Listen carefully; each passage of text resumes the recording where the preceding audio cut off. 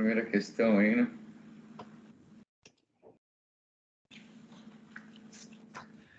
Bom, no capítulo 17, doutrinação.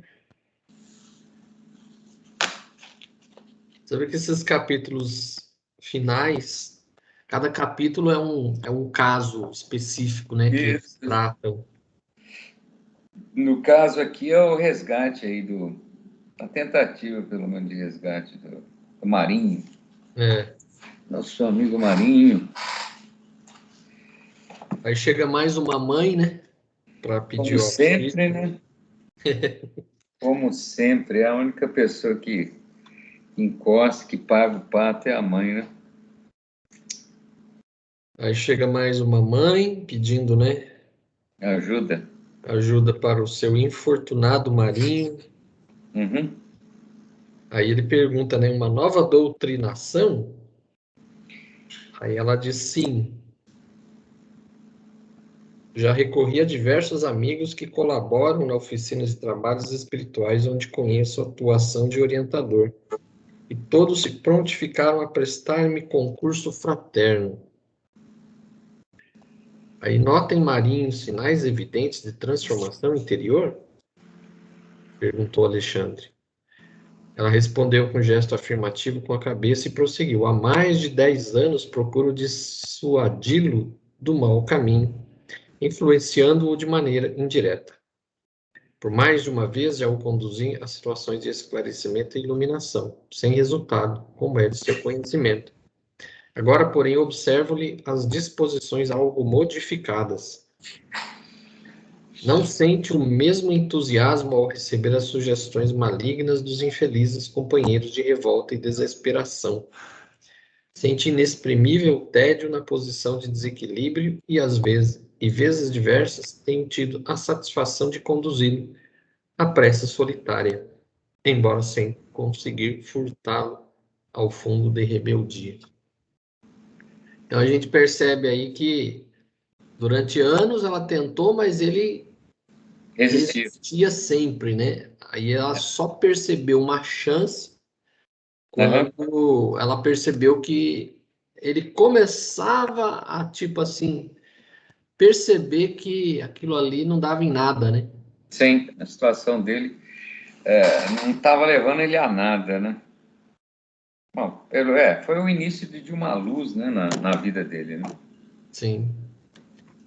Aí a primeira questão, né? A mãe de Marinho se aproxima de Alexandre para solicitar ajuda em favor de seu filho e termina a frase dizendo: Confesso-lhe, meu amigo, que me sinto cansada, em profunda exaustão espiritual. Qual foi a resposta de Alexandre para esta irmã? Daí, logo em seguida, aí, né? Alexandre, conto com seu apoio e desafio, ao seu apoio decisivo. Preciso trabalhar com o Marinho, de cuja desventura me julgo culpado até certo ponto, e confesso-lhe, meu amigo, que me sinto cansado em profunda exaustão espiritual. Aí o Alexandre responde, né? Compreendo-a, exclamou o interlocutor comovido. A luta incessante para arrebatar um coração amado, prisioneiro das trevas, dá para esgotar a qualquer um de nós. Tenha calma, porém. Se Marinho permanece agora entediado diante dos companheiros de criminoso desvio, então será fácil ajudar-lhe o espírito, recolocando-o a caminho da verdadeira elevação. De outro modo, não me abalançaria ao concurso ativo. Confie em nossa tarefa e façamos por ele quanto estiver ao alcance de nossa possibilidade. Tudo está pronto no campo preparatório? Sim, elucidou o responsável, elucidou a respeitável matrona desencarnada. Alguns amigos me auxiliarão a trazê-lo, enquanto outros se encarregarão de ajudar Otávia, encaminhando convenientemente o assunto no agrupamento. Pois bem, conclui Alexandre, assim, atencioso. Na noite aprazada, estarei presente cooperando a favor dele, quanto seja possível. Depois como comovedores agradecimentos, estaremos novamente a sós. Estávamos novamente a sós. Por que a doutrinação do ambiente dos encarnados, indaguei? Semelhante medida é uma imposição do trabalho desse teor? Não, explicou o instrutor. Não é um concurso imprescindível, não é um recurso imprescindível.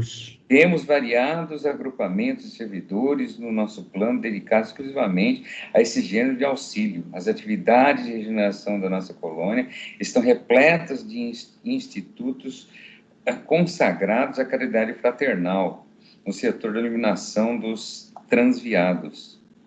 Os postos de socorro às organizações de emergência nos diversos departamentos de nossa esfera de ação contam com os avançados núcleos de serviço da mesma ordem. Em determinados casos, porém, a cooperação do magnetismo humano pode influir mais intensamente em benefício dos necessitados que se encontrem cativos nas zonas de seção, nas zonas de sensação na crosta do mundo. Mesmo aí, com toda a colaboração dos amigos terrenos, embora seja apreciáveis, não constitui fator absoluto e imprescindível. Mas, quando é possível e útil, valemo-nos do concurso de médios e doutrinadores humanos, não só para facilitar a solução desejada, senão também para proporcionar ensinamentos vivos aos companheiros envolvidos na carne, despertando-os o coração para a espiritualidade. O mentor fixou os olhos, fixou o sorriso e prosseguiu. Fixou um sorriso e prosseguiu. Ajudando as entidades em desequilíbrio, ajudarão a si mesmos. Doutrinando, acabarão igualmente doutrinados. Satisfeitos com a ilustração recebida, passei a considerar o caso pessoal de terna entidade que nos visitaria. Que nos visitara. Que nos visitara, porque permaneceria um espírito iluminado em serviços consecutivos por alguém que se comprazia nas sombras. Seria justo acorrentar corações maternais a filhos impenitentes? Eu acho que tá bom, né? Isso. Até aí. Daí para frente já é a segunda. Ou seja, o Alexandre se dispôs a ajudá-lo, né? E tem todas essas entidades aí, o plano espiritual que pode dar uma força para ele lá. E com departamentos, enfim, tem toda a estrutura, né, necessária para tentar fazer o trabalho. Que é o que acontece aí. Mais para frente a gente vai ver, né? O que ele aproveita, né, justamente o grupo de trabalho que a gente viu no capítulo anterior, que era da Otávia, né? Isso. Que era médium. Aí ele aproveitou, né, o grupo de trabalho para poder auxiliar o filho da mulher aqui que estava pedindo o auxílio. Isso. Deixa eu ver se fala o nome dela aqui. Acho que não fala, né? Não aparece o nome dela, né? Não aparece, o nome dela mesmo. No capítulo inteiro não aparece. Aí ele aproveita, né? Porque eles iriam trazer, o plano era esse, e até lá onde o Marinho estava, trazê-lo para o grupo de trabalho para poder doutriná-lo, né? Ele seria incorporado, né? Ele seria incorporado na médium, e aí aproveitaria-se a médium para poder fazer o trabalho de doutrinação com ele. Uhum. O que o André Luiz estranha, né? Porque aí ele até pergunta, né? Por que a doutrinação em ambiente dos encarnados, né? Ele estranhou, ele pergunta. Uhum. Por que que não faz isso lá mesmo, lá no mundo dos espíritos, lá, né? Sem precisar trazê-lo, Uhum. incorporá-lo, né? A médium, né? Aí ele explica aqui, né? Toda essa explicação aqui desse parágrafo, que vai até o comecinho da página 290, né? Nessa versão nova. Uhum. Aí ele coloca aqui, né, que em determinados casos, porém, a cooperação do magnetismo humano pode influir mais intensamente em benefício dos necessitados que se encontram cativos nas zonas de sensação, na crosta do mundo. Então, ele, como ainda estava muito materializado, Uhum. no caso dele era necessário que isso fosse feito utilizando fluidos mais pesados dos encarnados. Sim. Mesmo porque esses fluidos, pelo que eu entendi no decorrer do capítulo, eles utilizam inclusive para a própria mãe se fazer visível para ele. Isso, no final lá, mais para frente ele mostra isso, né? Eles fizeram com que a mãe dele aparecesse para ele em determinado ponto. É. Aí ele prossegue, né? Quando é possível e útil, valemos-nos do concurso de médiuns e doutrinadores humanos, não só para facilitar a solução desejada, senão também para proporcionar ensinamentos vivos aos companheiros envolvidos na carne, Uhum. despertando-lhes o coração para a espiritualidade. Aí depois ele fala, se ajudando as entidades em desequilíbrio, ajudarão a si mesmos. Doutrinando, acabarão igualmente doutrinados. Então ele já estava, né, como diz aquela expressão, matando dois coelhos numa cajadada só, né? Uhum. Então ele já estava resolvendo dois problemas, uma única solução já resolvia dois problemas. Então ele fazia o trabalho de despertar novamente o Marinho para a realidade, que Isso. ele preferia ignorar, e ao mesmo tempo isso servia de lição também para os encarnados, né? Uhum. Que como fala, né? Como diz, né? Muitas vezes a mensagem que o médium está passando para a gente, ele não serve só para a gente, serve para o próprio médium também. Uhum. Porque é o que a gente costuma sempre falar, né? Que o médium, ele é o mais necessitado de todos. Ele justamente vem com a mediunidade, é compromisso de trabalho, não é superpoder, né? Não Sim, sim, sim. é algo extraordinário. Sim, sim. Que aí ele questiona, né? Pô, mas seria justo acorrentar corações maternos a filhos impenitentes, né? Então ele questiona também, pô, mas a mãe tá, o rapaz tá lá fazendo, né, as dele lá, e a mãe ainda tem que ficar, né, Isso, cuidando, hein?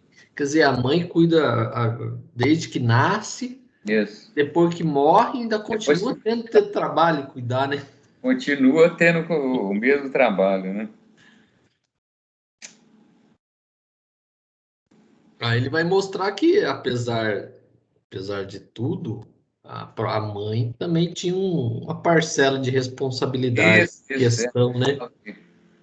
Ela assume isso também, né? É. Que aí vem a segunda questão, né? André questiona quem se destina a tal intercessão, se referindo ao pedido da mãe que procura por Alexandre. Logo em seguida, quem já perguntou, né, o Alexandre. Há um É, filho que foi sacerdote na crosta. Sacerdote? Indaguei profundamente surpreendido. Sim, esclareceu Alexandre. Os desvios da alma que receberam tarefas de natureza religiosa são sempre mais graves. Existem padres que, contrariamente a todas as esperanças de nosso plano, se entregam completamente no sentido literal dos ensinamentos da fé. Recebem os títulos sacerdotais como os médicos sem amor ao trabalho de curar. ou com os advogados sem qualquer espécie de devotamento ao direito. Estimam os interesses imediatos, requisitam as honrarias humanas e terminam na existência transitória, se entregam ao doloroso fracasso da consciência. Encontram, né? Se encontram em doloroso fracasso da consciência. Encontram em doloroso fracasso de consciência, habituados, porém, ao incenso dos altares e à submissão das almas encarnadas, não reconhece, na maioria das vezes, a própria falência e prefere o encastelamento na revolta lamentável, que os converte em gênios das sombras. Nesse particular, assentou o instrutor, modificando a inflexão de voz, devemos reconhecer que semelhante condição, nesse lado da vida, é a de todos os homens e mulheres de inteligência notável, com primores de cultura terrestre, mas desviados do verdadeiro caminho da elevação moral. Comumente as pessoas mais sensíveis e cultas criam um mundo que lhes é particular e esperam furtar-se à lei de testemunho próprio no campo das virtudes edificantes. Acostumadas à fácil aquisição de vantagens convencionais na crosta, pretendem resolver, depois da perda do corpo físico, os problemas espirituais pelo mesmo processo e encontram tão somente a lei, que manda conceder a cada um segundo as suas obras. Não raro agravam a situação, internando-se no escuro país do desespero, onde se reúnem inúmeras companhias da mesma espécie. Dentre as criaturas dessa ordem, sobressai a elevada percentagem dos ministros de várias religiões. Referindo-nos apenas aos das escolas cristãs, verificamos que a maioria não pondera na explicação do próprio Mestre Divino, na exemplificação do próprio Mestre Divino. Cerram os olhos e ouvidos aos sacrifícios apostólicos. Simão Pedro, João Evangelista, Paulo de Tarso, representam para eles figuras demasiadamente distantes. Apegam-se a discussões meramente convencionais, nos conselhos, estudam apenas os livros eclesiásticos e querem resolver todas as transcendentes questões da alma por meio de programas absurdos de dominação pelo culto exterior. Erguem basílicas suntuosas, olvidando o templo vivo do próprio Espírito. Homenageiam o Senhor como os orgulhosos romanos referenciavam as estátuas de Júpiter, tentando subornar o poder celeste pela grandeza material das oferendas. Mas aí esquecem o coração humano, menosprezam o espírito da humanidade, ignoram as aflições do povo, a quem foram mandados a servir, e cegos dos próprios desvairos, ainda aguardam o céu fantástico que lhes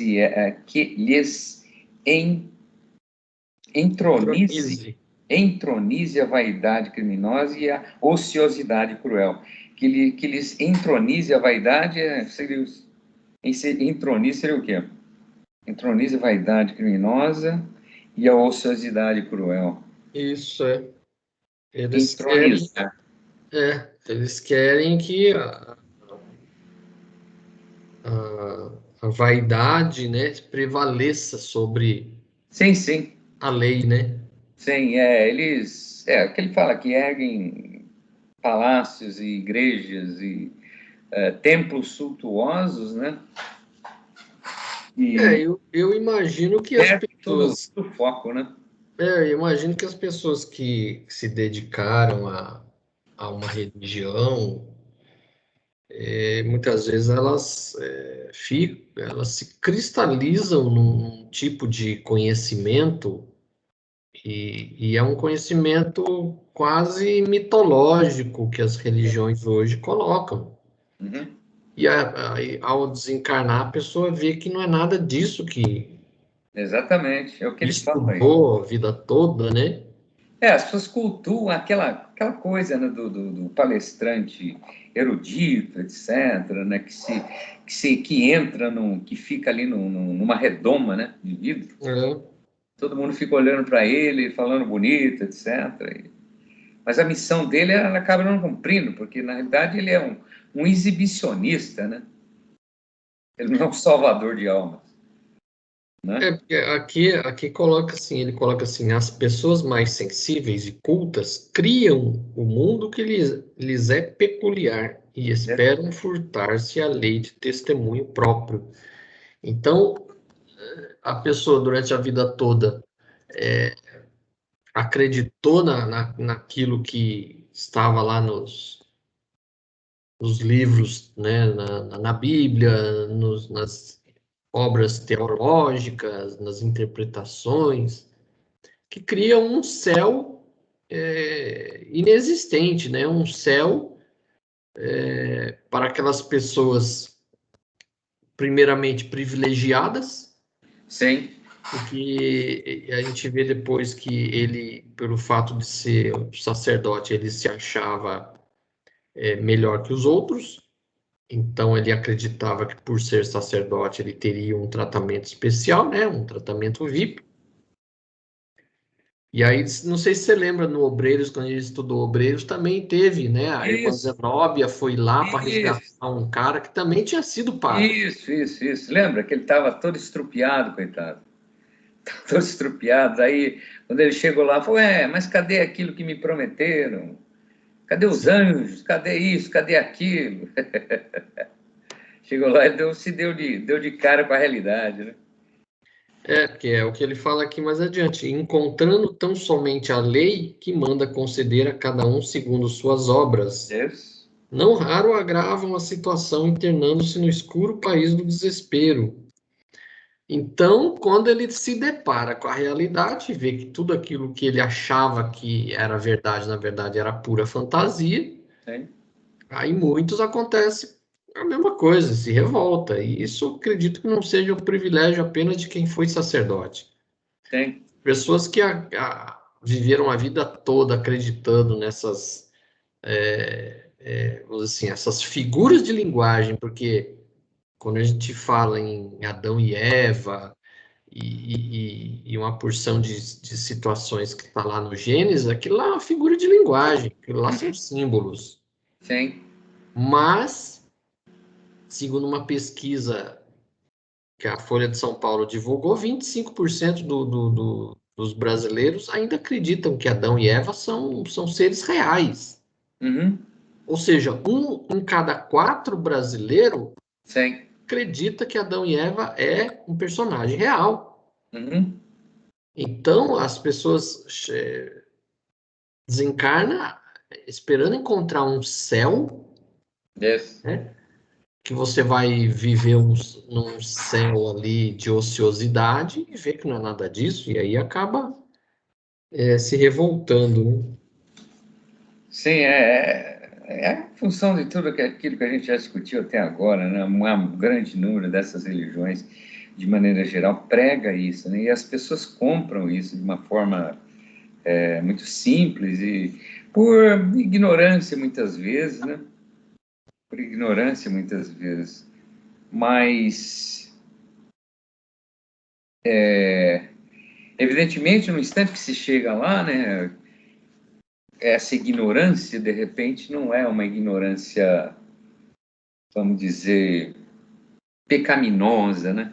Eu era ignorante, eu acreditava nisso, eu acreditava naquilo, mas eu não é algo pecaminoso, porque é falta de conhecimento, vamos dizer, né? Seria isso. Não é, eles não erram por maldade, eles erram por ignorância Pura mesmo. ignorância, pura e simples ignorância. Isso. Então, mas isso, acho que a condição pior de tudo isso é justamente a pessoa que está lá em cima e manipulando essas pessoas, né? E que tiram proveito dessa situação de submissão. Eu vejo assim, né, que muitos, a igreja, a história da igreja tem muito disso, né, infelizmente. Mas aí vai do íntimo de cada um, né, daquelas pessoas que têm esse poder na mão, né, de estar ali, né, na posição de pastor no sentido de ser evangelizador, né? Eles, a responsabilidade maior é deles, eu acho, né? Que eles têm o conhecimento na mão, mas utilizam disso de forma errônea, né? De forma bem Porque poderosa. quando eles utilizam isso para se aproveitar das pessoas, é o pior. Pior caso, então, esses demagogos, esses charlatões por aí. Que ele ainda fala assim, sobressai a elevada percentagem dos ministros de várias religiões, Isso.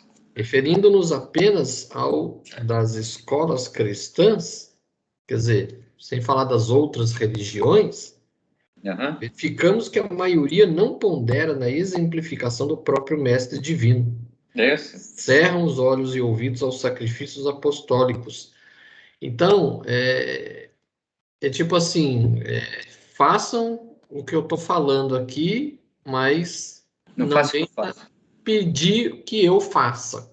Uhum. Né? Faço o que eu digo, não faço o que eu faço. Mais ou menos isso. E aí fica, tipo assim, só naquela coisa da religião teórica, né? Isso. Não, não ficam, né? Não praticam a exemplificação daquilo que eles estão estudando, lendo e pregando. Que aqui ele ainda fala, querem resolver todas as transcendentes questões da alma por meio de programas absurdos de dominação pelo culto exterior. Uhum. Então, quer dominar as consciências, né? Então, você vê aí algumas denominações religiosas aí impondo, às vezes, proibições absurdas. Você vê, por exemplo, os testemunhas de Jeová. Se alguém estiver morrendo, precisar de uma transfusão de sangue, você não pode. Não pode fazer. A pessoa morre lá, mas você não Sim, pode doar sangue. sim. Tudo Absurdo. isso por causa de uma interpretação errônea do que está Sim. no Antigo Testamento. Aí eu vejo assim, eles querem submissão, né? Eles querem submissão, a grande maioria, somente Nesse caso dos testemunhos de Jeová, é pura ignorância mesmo. ignorância, nesse caso, ignorância, mas eu vejo, se tratando estendendo um assunto um pouco aí, um pouco de aquela ganância por poder, né? Então, você tem que ter aquele que comanda e o comandante, você precisa de um comandado. Se não existir comandado, não tem razão de existir o comando, né? Então, eles precisam desse pessoal aí, dessa submissão. Isso eu vejo assim, né? E aí ele ainda compara, né? Homenageiam o Senhor como os orgulhosos romanos reverenciavam a estátua de Júpiter, Isso. tentando subornar o poder celeste pela grandeza material das oferendas. Ou seja, a pessoa, em vez de procurar praticar aquilo que Jesus mostrou e exemplificou ele próprio, fica só naquela coisa de fazer oferenda, Sim. né? Práticas de culto exterior, que é coisa, expressão do paganismo. São expressões do paganismo Uhum. que foram incorporadas no cristianismo e que a maioria das pessoas acha que é normal. Uhum.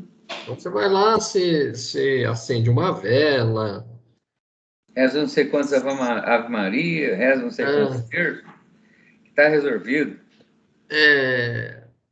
a pessoa sobe a escadaria da penha de joelho, E, tudo coisa, quer dizer, Vai daqui para Aparecida, estoura o pé todo, chega lá pé cheio de boia. Não, se fizesse isso ainda vai, mas não sei se você reparou aí nos últimos anos aí, a reportagem falando sobre a Romaria lá para Aparecida? Aparecida. Ah, Durante o caminho, o pessoal tem tendas lá que você pode beber água, o pessoal faz massagem na sua perna. Então, pô, é, mas que romaria é essa? Se está muito fácil essa romaria. está parecendo spa, hein? Pô, assim, até eu faço romaria, pô. Da cada não sei quantos metros, sempre tem alguém lá para te massagear o pé. Assim, até eu faço. Mas eles consideram isso. Quanto maior o sofrimento, maior a penitência, né? Pois é. Mais. Não é assim, né? Não é por aí. Deus não quer isso. Jesus mesmo disse, né? Misericórdia quero, não sacrifício. Sim.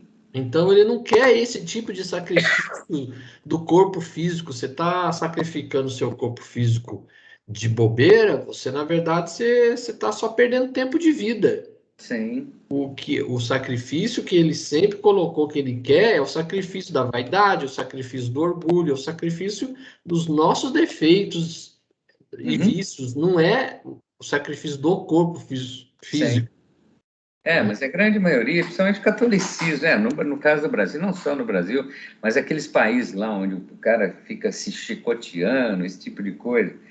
Enfim, quanto maior a dor, né, maior a sua penitência. Então eles consideram isso, mas não é isso. Jesus realmente não quer isso, não pediu, né? E aí ele finaliza, né? Cegos aos próprios desvarios, ainda aguardam um céu fantástico que lhes entronize a vaidade criminosa e a ociosidade cruel. Então, quer dizer, o pessoal faz tudo isso depois da morte, chega lá achando que vai encontrar um céu de delícias. Isso. E aí percebe que não é nada disso. Aí percebe, como ele coloca aqui antes, eles encontram a lei que manda conceder a cada um segundo suas obras. Uhum. Então aí eles encontram o que eles plantaram. Sim. E Hora aí, de colher, né? pois é. Hora da colheita. Esse parágrafo aqui todo, ele é longo, mas ele é, nossa, ele é bem Bem legal, explicativo. bem legal. Aí vem a terceira questão, qual a diferença que Alexandre aponta quando explica a questão das penas angustiosas? Por que o orgulho é grande empecilho no plano espiritual para que o espírito reconheça que deve humildemente perceber seus erros terrenos? Então, logo em seguida aí, né? Sim, Seria para onde aí? Para esses, André, a morte do corpo é um acontecimento terrível. Alguns enfrentam corajosos e a desilusão necessária e proveitosa. A maioria, porém, fundindo o doloroso processo de readaptação à realidade, precipita-se nos campos inferiores da inconformação presunçosa, organizando perigosos agrupamentos de almas rebeldes, com as quais temos que lutar por nossa vez. Quase todas as escolas religiosas falam do inferno, de penas angustiosas e horríveis, onde os condenados experimentam torturas eternas. São raros, todavia, os que ensinam a verdade e a queda consciencial dentro de nós mesmos, estabelecendo que no plano esclarecendo que o plano infernal e a expressão diabólica encontram início na esfera interior de nossas próprias almas. O orientador amigo fez novo intervalo e, depois de pensar a sós durante alguns instantes, considerou: você compreende? Os que caem por ignorância aceitam com alegria a retificação, desde que se mantenham em padrão de boa vontade sincera. Os que se precipitam no desequilíbrio, porém, atendendo às sugestões do orgulho, experimentam grande dificuldade para ambientar a corrigenda de si mesmos. precisam edificar maior patrimônio de humildade, precisam edificar maior patrimônio de humildade antes de levarem a efeito a restauração imprescindível. Essa é a resposta, né? Sim. Ou seja, se você não assumir, né, a sua posição e não se humilhar diante dessa necessidade, realmente fica difícil, né? Você vai encontrar dificuldade. Que aqui ele começa falando assim: quase todas as escolas religiosas falam do inferno de penas angustiosas e horríveis, Uhum. onde os condenados experimentam torturas eternas. Esse. E, de fato, se você for ver, todas as religiões falam, Esse. né? Pelo menos as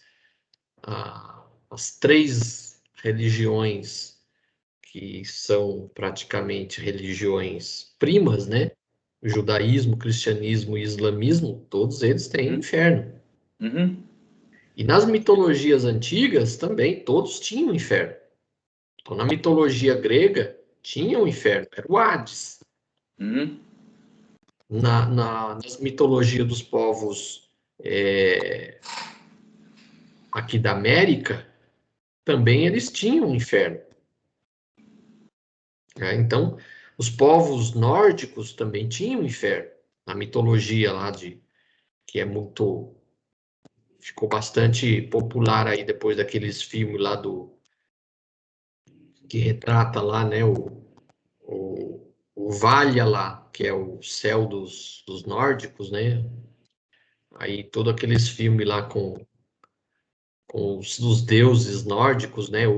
Odin, Thor e tudo mais. Então, ficou bastante conhecida a mitologia, né? Embora não retrate fielmente a mitologia, porque é filme, né? Obra artística tem que florear um pouquinho para se tornar comercial, mas Uhum.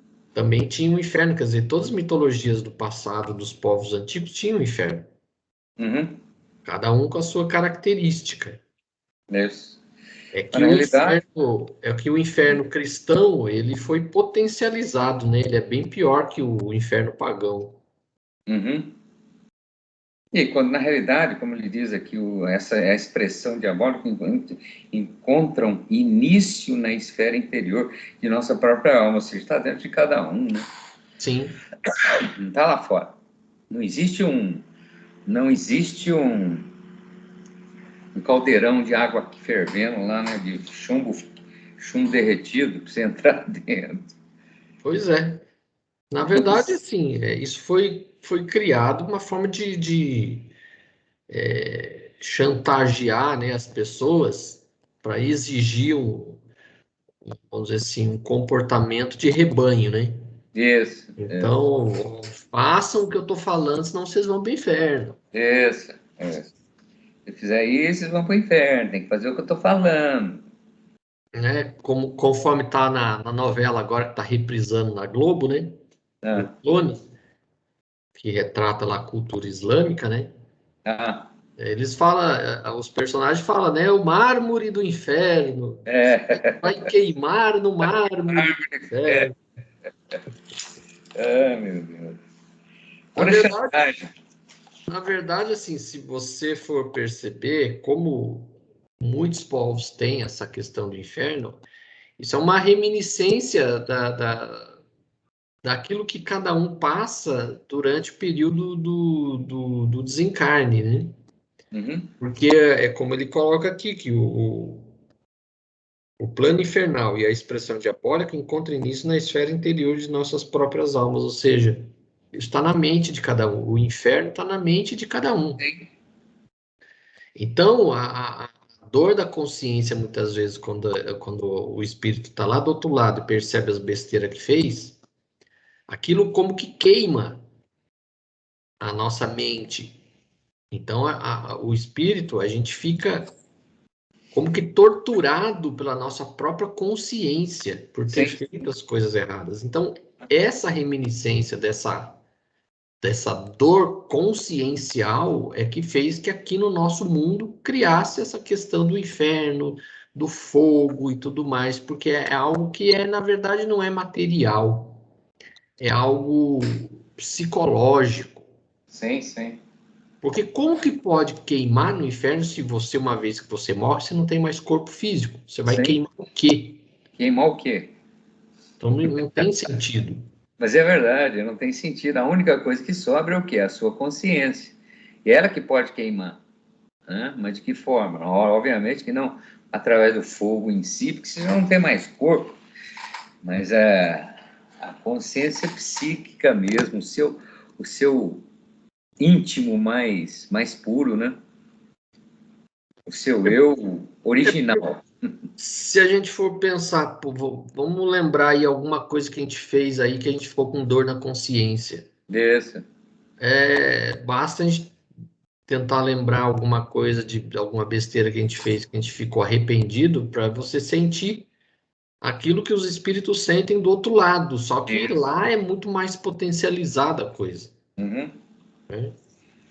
Mais ou menos. A dor da consciência, muitas vezes, ela é mais. Não tão triturante, mas é mais dolorida, né? Do É porque não que tem o a própria remédio. dor física, né? É porque não tem o remédio. Você está com dor de cabeça, você toma o remédio para dor de cabeça passa. Isso.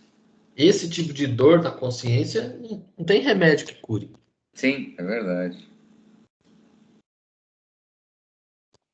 Aí o que ele Ou coloca melhor, depois tem, né? aqui O remédio existe, o remédio está dentro de você mesmo, né? Essa é a verdade. Né? você reparar o mal feito, essa é a forma de você curar, né? Se curar. Aí aqui no parágrafo seguinte ele coloca, né? Os que caem por ignorância aceitam com alegria a retificação. Ou seja, aquele que erra por ignorância, ele entende que errou por ignorância, então ele aceita, né, a reparação, porque ele, no fundo, não é mal. Ele errou porque ele era ignorante. Não tinha conhecimento, né? Agora, aí ele fala assim: os que se precipitam no desequilíbrio, porém, atendendo à sugestão do orgulho, experimentam grande dificuldade. Então, Uhum. esses que erraram porque achavam que ele era o dono da verdade, que tinha que ser assim, esse já é mais difícil, porque ele não aceita que é ignorante. Ele acha que ele está certo, né? É o orgulho de se achar melhor que os outros. Muitas vezes. E aí fica mais difícil a reparação, até que ele entende que ele errou, né? Uhum. Enquanto a pessoa não aceita que errou, fica difícil.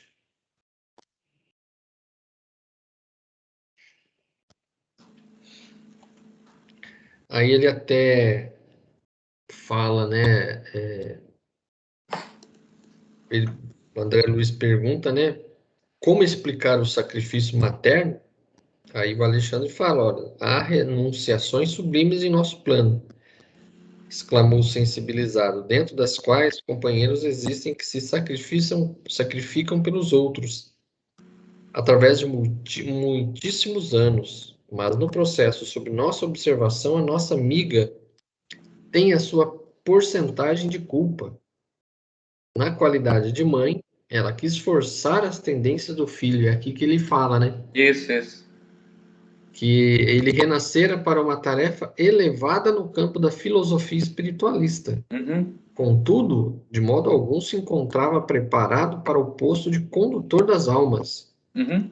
A genitora, entretanto, obrigou-o a aceitar o ingresso no seminário, violentando-lhe o ideal, e indiretamente colaborou para que o seu orgulho fosse demasiadamente acentuado. Então, na verdade, não era, vamos dizer assim, no plano reencarnatório dele, não era ser padre. Uhum. Ele talvez fosse um professor, né? Isso. Ele tinha como ele fala aqui, em verdade, renascera para uma tarefa elevada no campo da filosofia espiritualista. Contudo, de Sim, modo algum, se encontrava preparada para o posto de condutor de almas. Ou seja, realmente ele tinha um professor de filosofia, alguma coisa nesse sentido, né? sim. Mas aí a mãe, vendo isso, deu uma forçada de barra, não, vamos, vai para o seminário. E muitas vezes hoje em dia a gente vê. muitas vezes pais que fica forçando os filhos, por exemplo, você tem que ser médico, você tem que ser isso, você tem que ser aquilo. Sim. E aí acaba desviando a tarefa que a pessoa deveria vir, porque muitas vezes tem pai, tem mãe que não entende que o filho não é propriedade, né? É um espírito que está ali que foi entregue aos seus cuidados, mas não é uma propriedade. Você não pode tirar o direito do filho de fazer suas escolhas. Sim. E aí acontece, até hoje ainda acontece, gente que acaba abraçando uma profissão, mas não era o que eu queria, é porque os pais praticamente forçaram a fazer aquela faculdade ou alguma coisa assim, né? Aí vem a quarta questão, né? Qual a explicação de Alexandre quando André Luiz questiona sobre a culpa de Marinho na sua falta de preparo? Na verdade, foi essa que você acabou de ler aí no começo, na qualidade de mãe, que ela deu essa forçada de barra, né? Não é isso?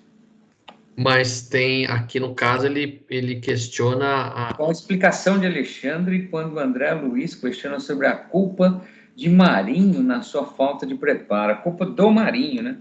aí já é a parte dele, né? Aqui antes é a mãe, agora tem a parte dele também, né?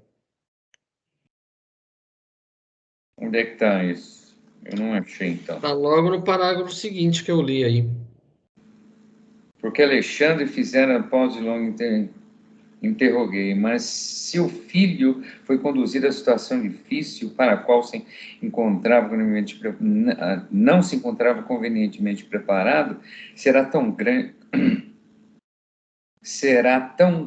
a culpa dele. Mas se o filho foi conduzido a situação difícil para a qual não estava convenientemente preparado, será tão grande a culpa dele? O instrutor sorriu em vista das minhas reiteradas arguições e esclareceu. A genitora errou pela imprevidência e faliu pelos abusos criminosos em oportunidade de serviço sagrado.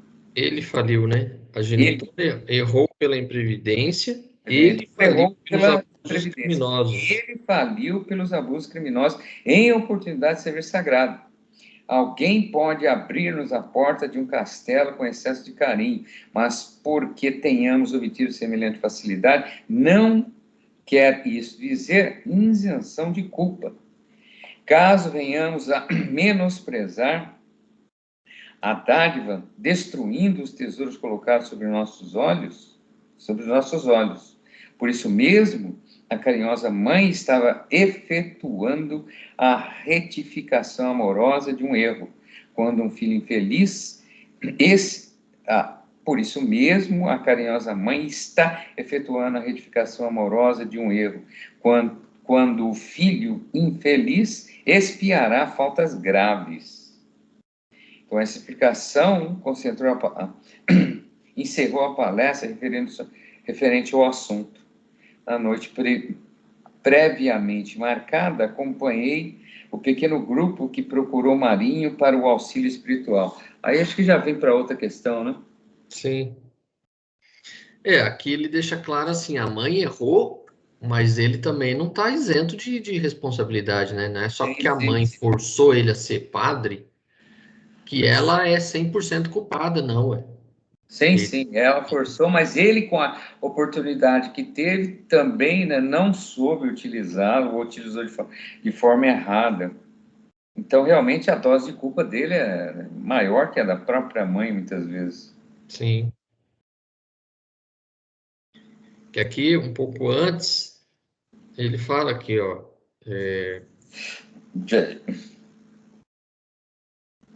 A genitora, entretanto, obrigou-o a aceitar o ingresso no seminário, violentando-lhe o ideal, e indiretamente colaborou para que o seu orgulho fosse demasiadamente acentuado.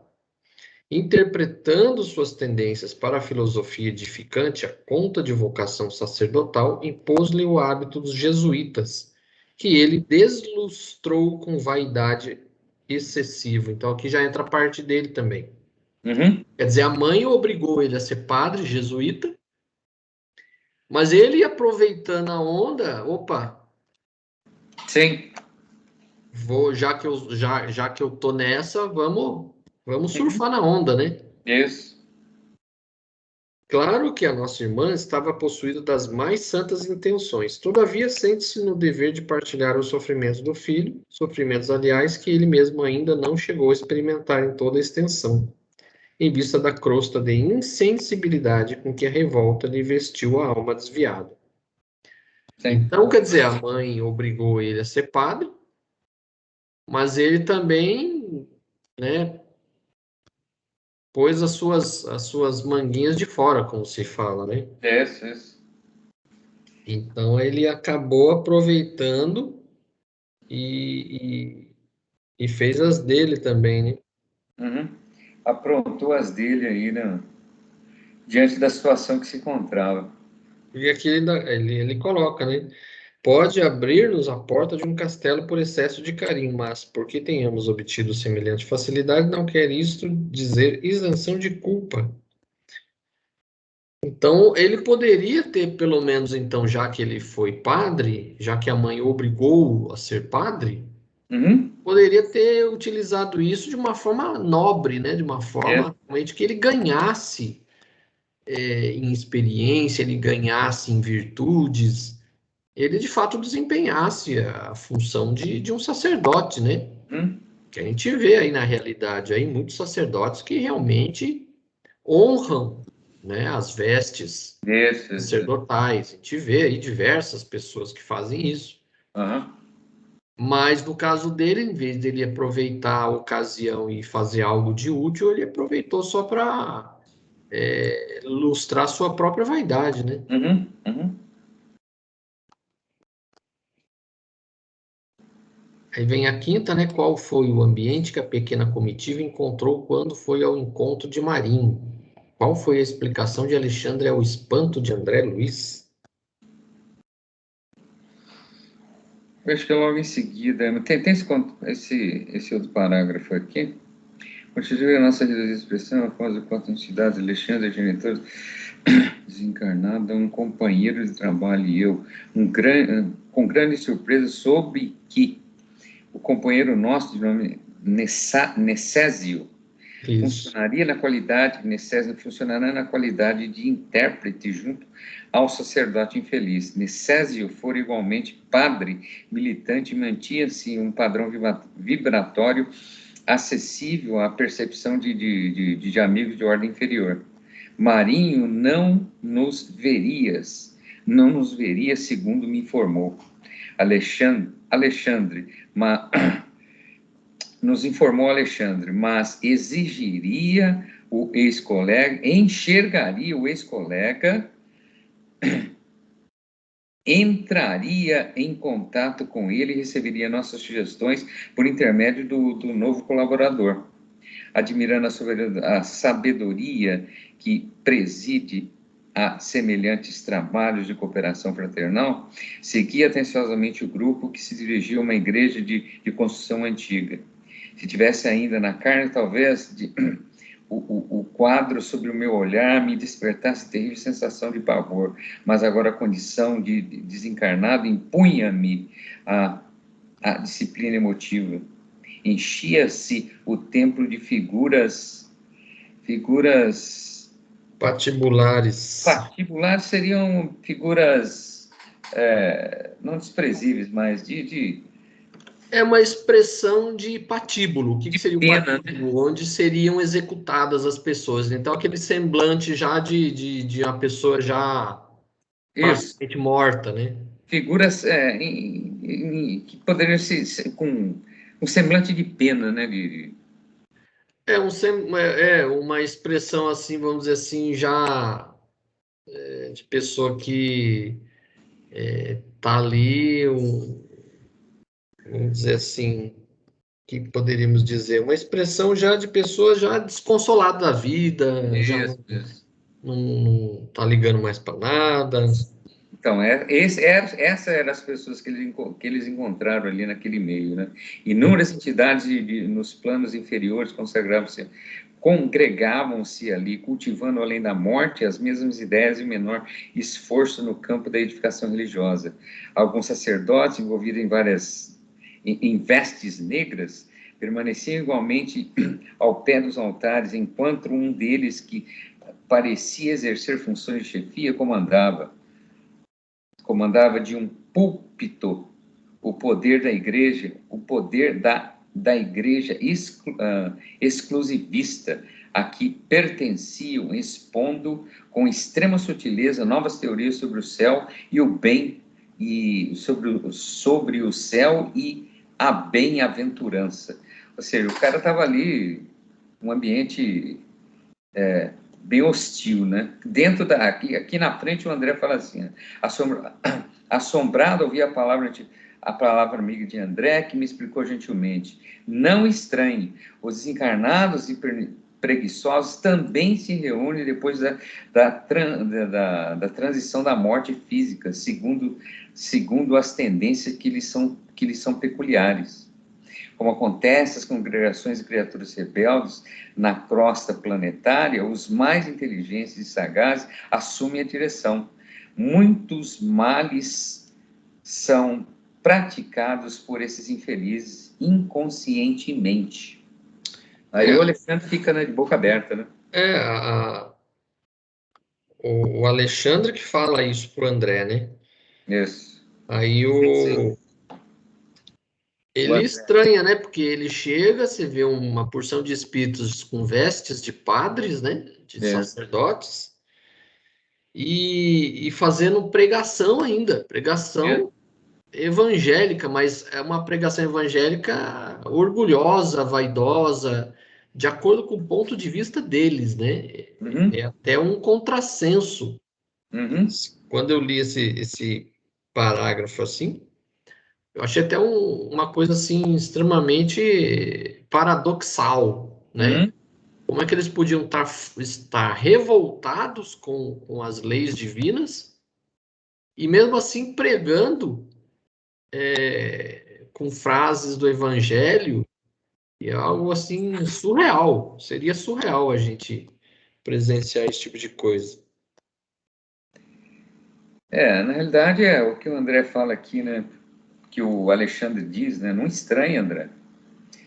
Os desesperados e preguiçosos também se reúnem depois da transição da morte física, segundo tendências que lhes são peculiares, ou seja, os caras estão ali continuam Eles se atraem, né? Vamos dizer assim, né? Isso.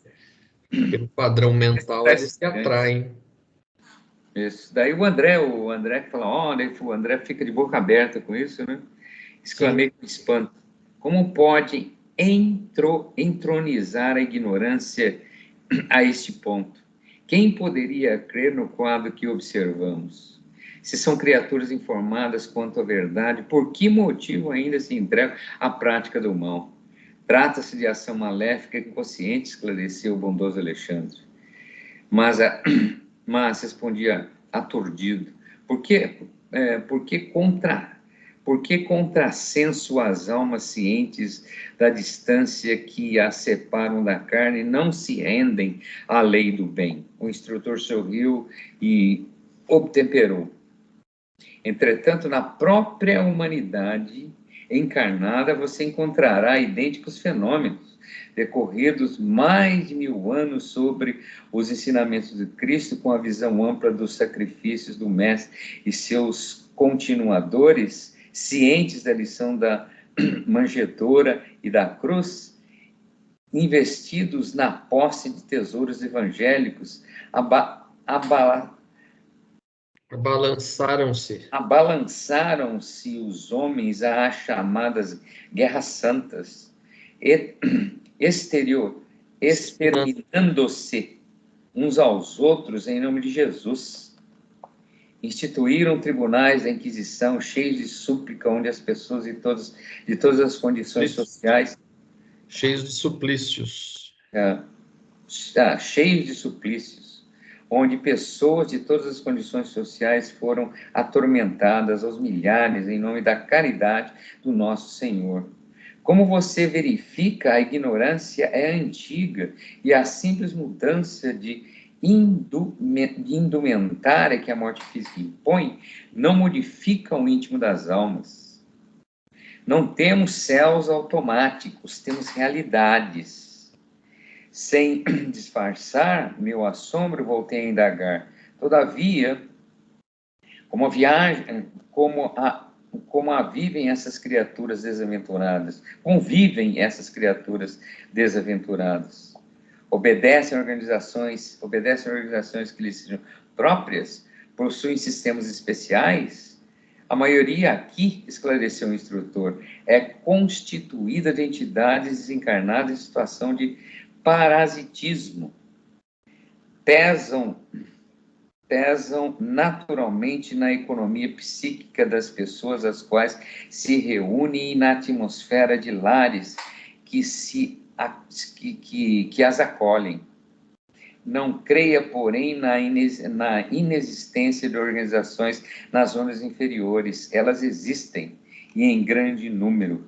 Não obstante, os ascendentes de orgulho e rebeldia que lhes inspiraram as fundações.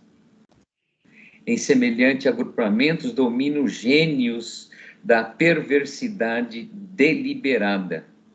Aqui, sobre os nossos olhos, temos tão somente uma assembleia de almas sofredoras e desorientadas. Você não conhece ainda os antros do mal em verdadeira significação. E em gesto expressivo acentuou: não vivemos em paz com esses focos de maldade organizada. Compete-nos lutar contra eles até a vitória completa do bem. Mais uma... Só para a gente ver aqui nesse parágrafo que ele fala aqui, ele já... Porque o André Luiz, ele também fica meio sem entender, né? Como é que as pessoas que eram pessoas esclarecidas, eram pessoas que eram sacerdotes, como é que eles, conhecedores de toda a lei, todo o evangelho, poderiam estar fazendo aquilo, né? Por que motivo ainda se entregam à prática do mal? Quer dizer, eles estão vendo a realidade, eles estudaram o evangelho, por que eles estão fazendo isso? Sim. Aí ele fala que trata-se de ação maléfica inconsciente. Aí ele pergunta, né, por que contrassenso as almas cientes da distância que as separa da carne não se rendem à lei do bem? Quer dizer, eles estão vendo a realidade ali. Como é que eles não caem na real, né? Sim. E aí ele explica, falou, pô, mas olha a história da humanidade aí, nós não tivemos aí tantos conflitos religiosos, as pessoas matando em nome de Deus. Sim. Ainda hoje, né? Ainda hoje. Sim.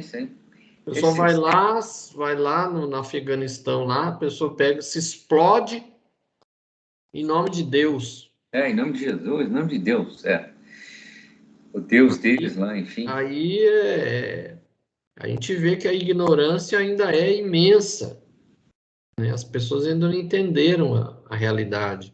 Da mensagem. Não temos céus automáticos, temos realidades.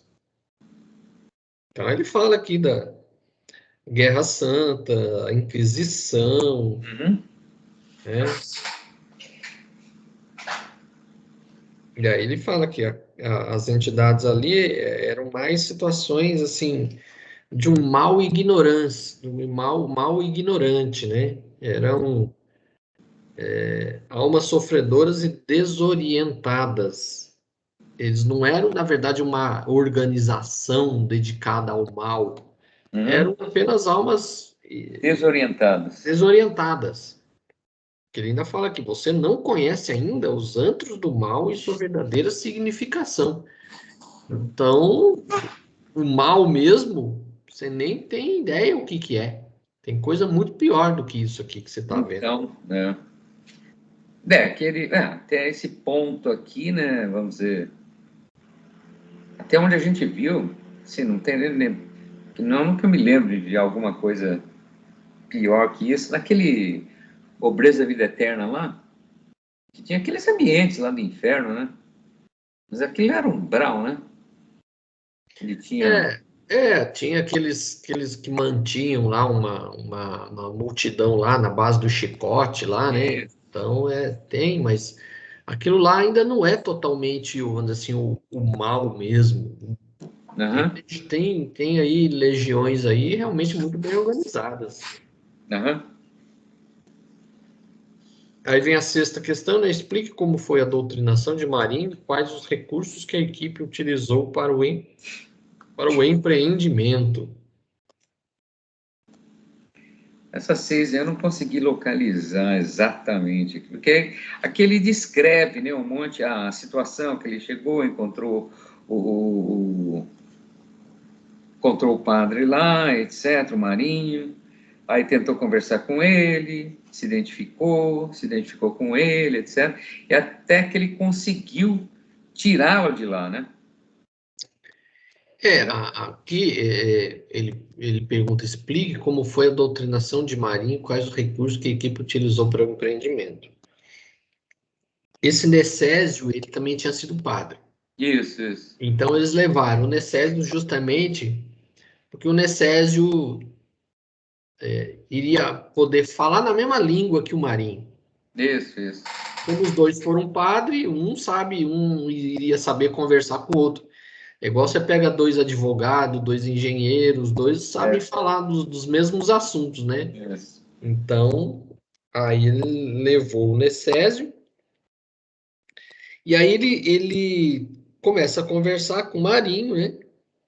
E aí ele começa a entrar na conversa com o Marinho, tipo assim, dando uma que também foi padre, que também as coisas não foram bem assim como ele achava que era. Aí ele fala, né? Ele pergunta para o Necésio, né? Pertence aos submissos ou aos lutadores? Isso. É que tipo de Pergunta. padre você era, né? Submisso ou lutador? Pertence ao É, submisso ou lutador? aí ele coloca, ele foge, né? Da questão pertence ao grupo de boa vontade. Isso, pertence ao grupo, respondeu o Necésio. Porque o lutador ele não era, porque ele não era revoltado. Isso. Submisso também não, porque a questão não é de submissão, é de compreensão, né, das leis, né, divinas. Aí ele fala que ele é de boa vontade, então ele quer progredir, né, ele quer aprender. Uhum. Aí ele pergunta, né, a que me procura? Soube que você, meu amigo, experimenta certas dificuldades íntimas que também venho sofrendo.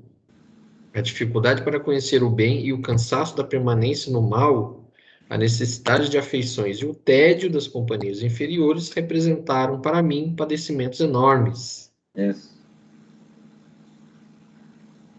Aí o Necésio continua: é bem amargo reconhecer a impossibilidade de vivermos sem esperança, conservando ao mesmo tempo o desencanto de viver. Então o Isso. Necésio procura, né, uma identificação com o Marinho, nas mesmas decepções, nas mesmas ilusões. Isso. Aí, com isso, ele consegue a confiança do Marinho. Isso. Aí ele fala, aí o Necésio fala, né? Por que não trabalharmos contra isso? Aí o Marinho, mas como? Prometeram-nos na terra, um céu aberto aos nossos títulos. Uhum. E a morte nos revelou situações francamente opostas. Não ministrávamos nós os sacramentos, não fomos revestidos do poder? Confiaram-nos dominações e impuseram-nos aqui humilhações angustiosas. Para quem apelar? Insubordinar-se agora é um dever. Então, aqui ele mostra todo o caráter orgulhoso, né? Ele se Isso. achava, né, por ter sido sacerdote, ele se achava investido do poder. Uhum. E ele não tinha entendido que do lado de lá o verdadeiro poder é a iluminação, é a boa vontade, é a humildade. Esse que é o verdadeiro poder lá.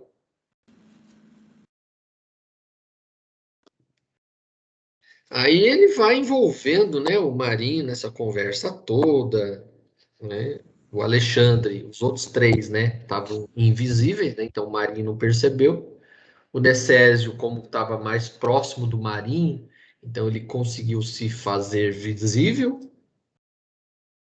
Aí ele tenta, envolve uma conversa toda, né? E aí ele consegue convencer Marinho a segui-lo, né?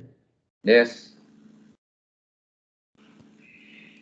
Aí ele Diz que fala, Maria penetrava no terreno obscuro da indecisão. No entanto, sua genitora desencarnada enlaçou-o com mais carinho e pediu a pedir-lhe mentalmente que acompanhasse o mensageiro sem hesitação. Impossibilitado de oferecer resistência àquela vigorosa imposição magnética de amor maternal, exclamou resoluto: "Vamos-nos!" Né? Porque ele acabou convencendo realmente, e a mãe ajudou, né? isso. Uma atitude com energia mental, e ele acabou que... Acabou que ele consegue quebrar um pouco Yes. a resistência dele, né? Aí eles vão, né? Aí na página 299, eles chegam lá, né? No centro, lá, né? Onde eles já estavam todos preparados, né? Para Isso, isso. sessão mediúnica. Daí ele tenta, ele falou, pô, peraí, vocês estão querendo me convencer? Aí ele tentou fugir, né? Aí eles criam, né?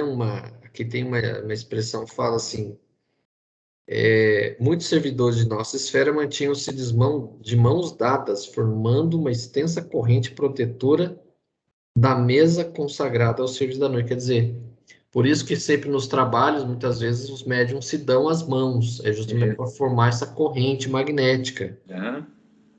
Aí o Alexandre fala, né? Trata-se de cadeia magnética necessária à eficiência de nossa tarefa de doutrinação. Uhum. Aí ele se vê dentro, né? Ele é colocado dentro dessa corrente. Isso. E aí, na hora que ele viu, não tinha mais como fugir, né? Isso. A fronteira vibratória estabelecida pelos nossos colaboradores, a reduzida distância da mesa de fraternidade, impedia-lhe a fuga. Aí Uhum. ele se revolta, né? Isso é um logro. Uhum. É isso Sossegue, mesmo. respondeu Necésio, sem se alterar. Você conquistará grande alívio, espere. Aí não quero, não quero, bradava o infeliz. É. Aí ele pergunta, né? Conseguirá lembrar-se de quem me enviou ao seu encontro? Isso. Aí na página 300 já, né? Sua mãe. Isso.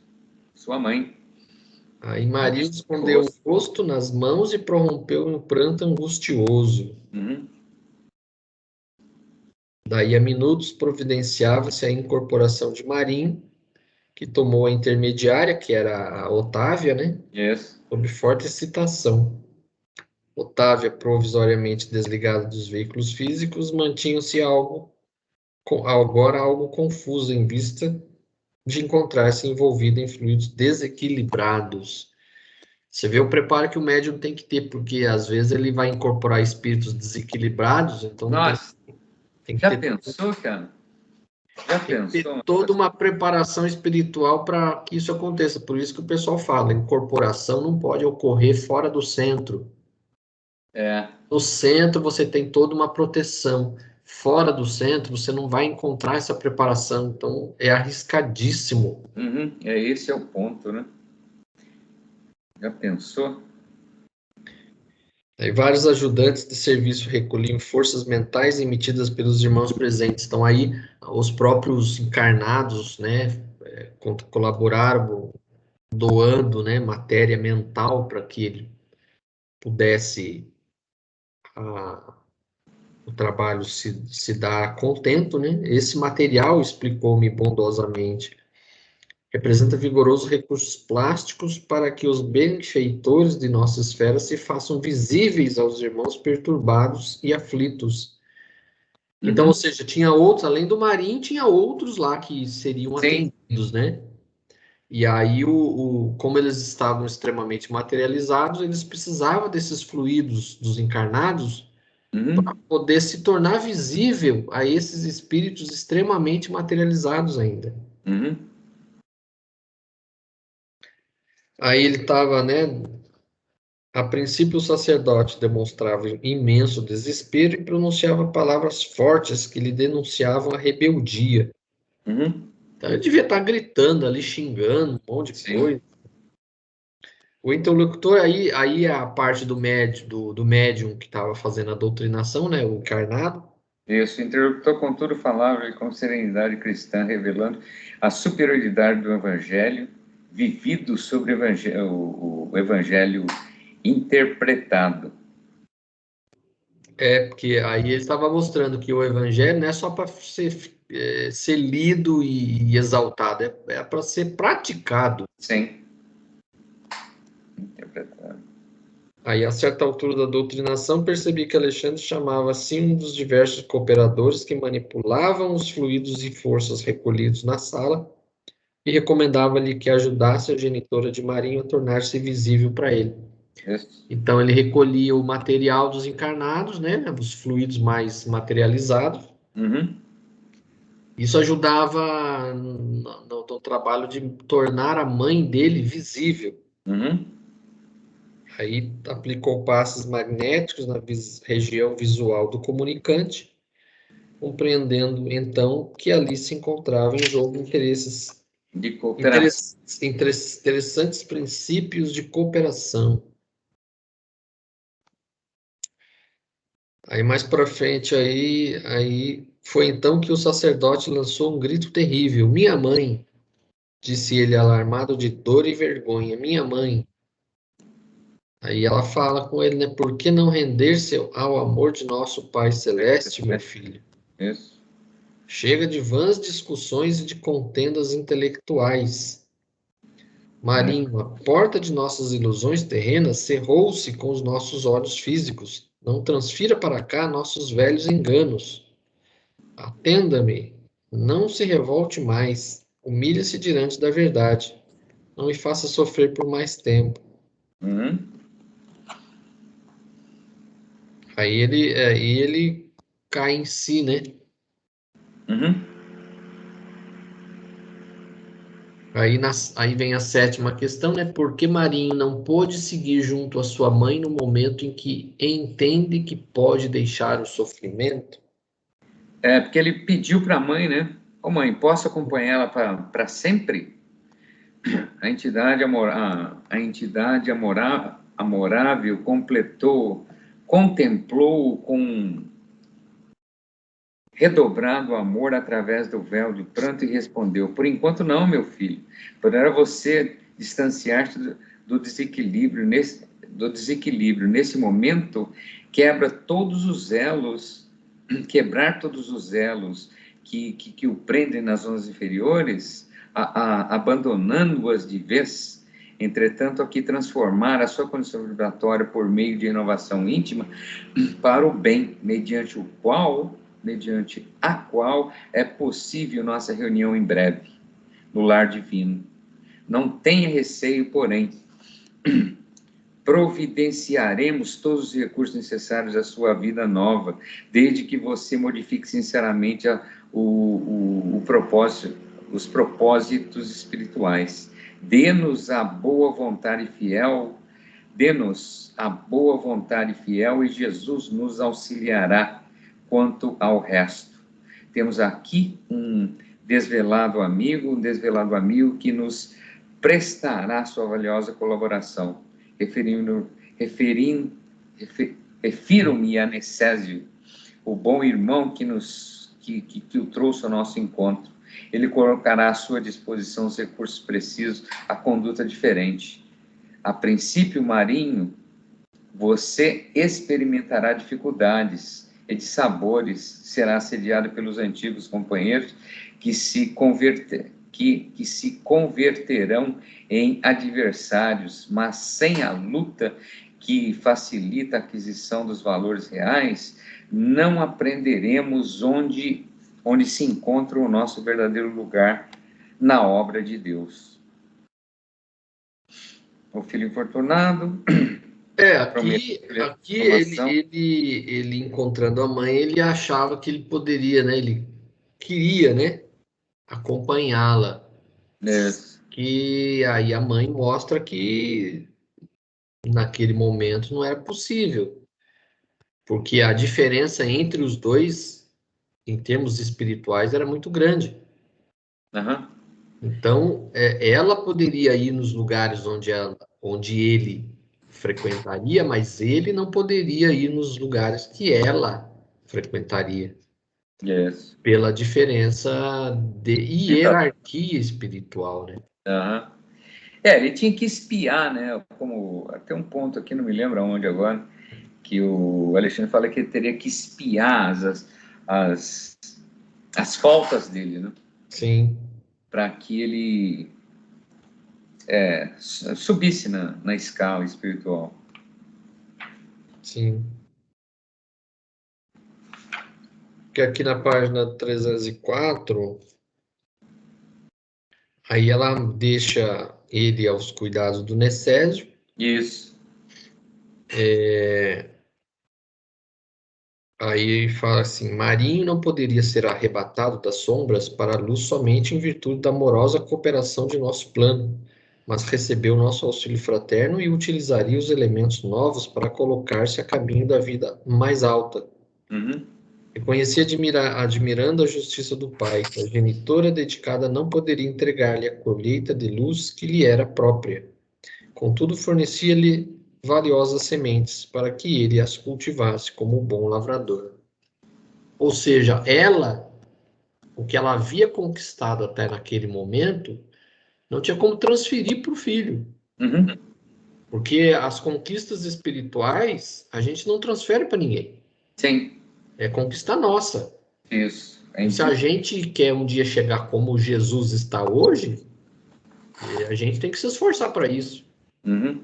Ele não vai vir aqui transferir o que ele conquistou para nós, assim, de graça, porque isso é um tipo de bem que não se transfere. Sim, intransferível. Cada um tem que construir o seu. Sim.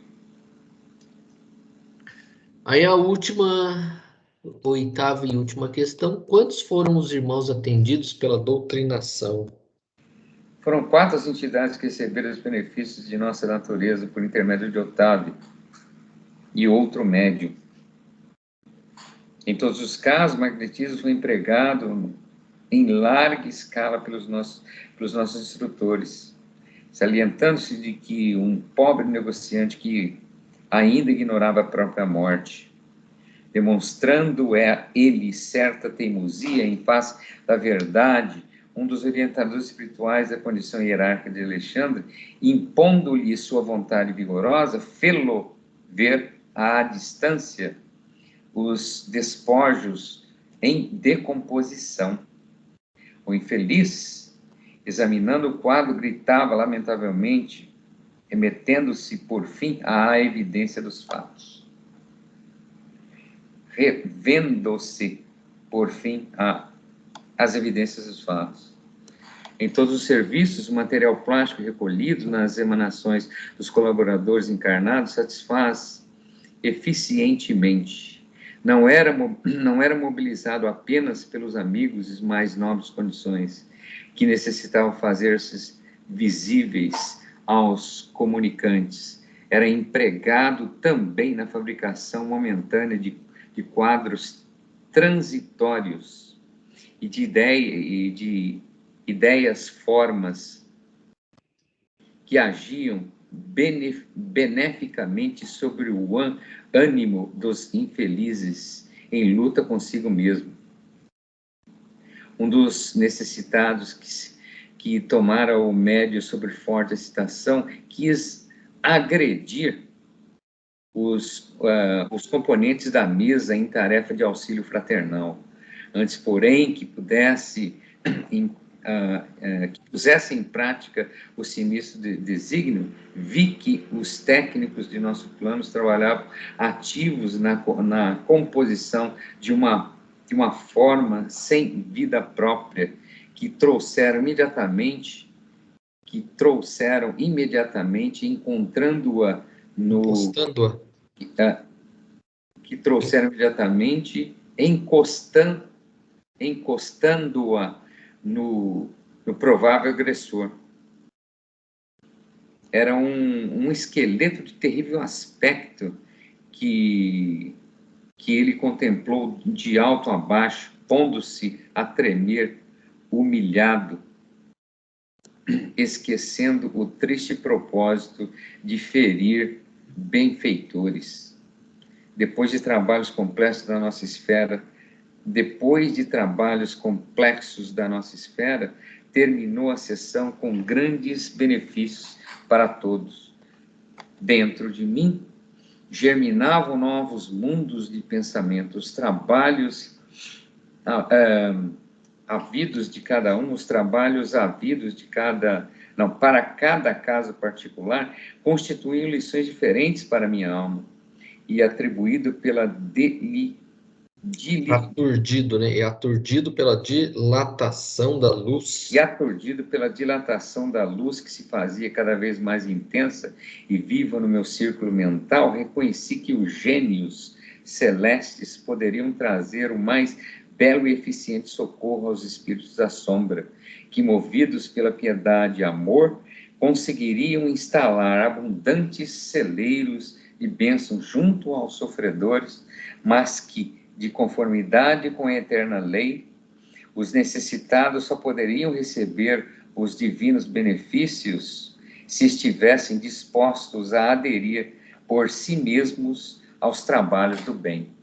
Ou seja, os caras estão dispostos a ajudar realmente, mas se não houver a iniciativa de cada um dos espíritos, né? Realmente, se não for de encontro a isso... Aquela famosa frase, né? Ajuda-te que o céu te ajudará, né? Então, sim. Quem cedo madruga, né? Deus ajuda quem cedo madruga. Então, Isso. os esforços são feitos para auxiliar quem precisa, mas você, para receber o auxílio, você precisa também estar disposto a realmente colaborar com isso, né? É igual você vai no médico, você está com uma doença, você vai no médico, ele dá uma receita para você, os remédios, mas você não toma o remédio. Não toma nenhum, né? Aí, o que adianta?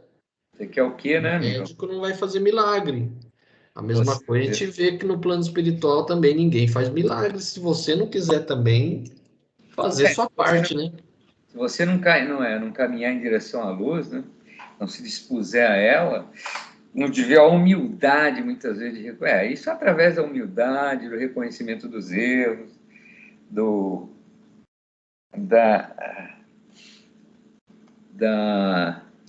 da sua consciência, do seu, né, do entendimento, etc., do seu reconhecimento, principalmente, né, o reconhecimento dos seus erros, fica difícil.